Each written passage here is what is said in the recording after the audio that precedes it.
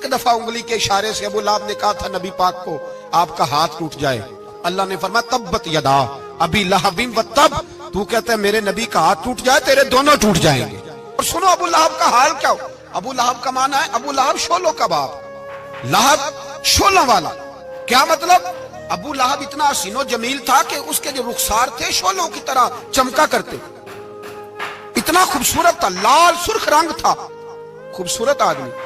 अरब में जब गुर्बत थी तो इसके घर में उस वक्त भी 2 ईंटें सोने की थी। इतना मालदार आदमी और सरदार था सारे मक्के का, लेकिन नबी पाक की बेअदबी की। तुम्हें पता ही नहीं कि रब दुनिया में सबसे ज्यादा नाराज ही उससे है जो उसके रसूल का बेअदब है, सबसे ज्यादा नाराज ही उसी से।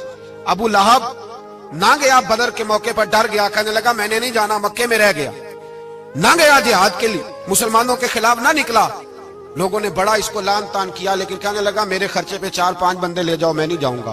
पीछे रह गया। लोग कहने लगे बच गया, लेकिन इसके जिस्म के अंदर ऐसी बीमारी निकली कि रेशे से भर गया सारा वजूद। रेशे इसके बच्चों ने ले जाके अबू लहब को पीछे एक हवेली थी मक्के के बाहर, उसमें बंद कर दिया। चीखता था, चिल्लाता था, बंद कर दिया उसको ले जाके वहां पीछे। और जब उसको बंद कर दिया कमरे में तो चिल्लाता था, चीखता था, कोई मुझे बचाओ, कोई पानी पिलाओ। दरवाजा तोड़ के बाहर निकला तो चौक में मर गया अबू लहब। इतनी बदबू आती थी कि कोई करीब नहीं जाता था। चौक में लाश पड़ी थी। यह है मैयत किसी बेअदब की, मुंह दिखाने के काबिल नहीं, उनके दुश्मन पे लानत खुदा की, रहम पाने के काबिल नहीं है। चौक में लाश पड़ी है, तब्बत यदा अबी लहबिन व तब, चौक में पड़ी हुई है, कोई करीब नहीं जाता। उसके बेटों से लोग जाके कहने लगे तुम्हारा बाप था, शर्म करो। एक मुलाजिम को पैसे दिए उसके बेटे ने, कहा गड़ा खोदो और मेरे बाप को रस्सी के साथ पकड़ के उसमें फेंक दो।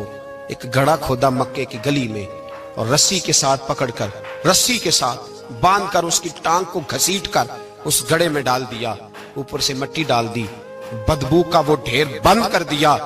अबू लहब मक्के का सरदार था, पर जाने कहां मरदूद दफन है। लेकिन मियानी साहब के कब्रिस्तान में जाओ, मियानी साहब के कब्रिस्तान में वो इल्मुद्दीन जिसे अपना नाम भी नहीं लिखना आता था, हजारों लोग रोजाना उसकी कब्र पे खड़े होते हैं और रसूलुल्लाह की नाते सुनाते हैं।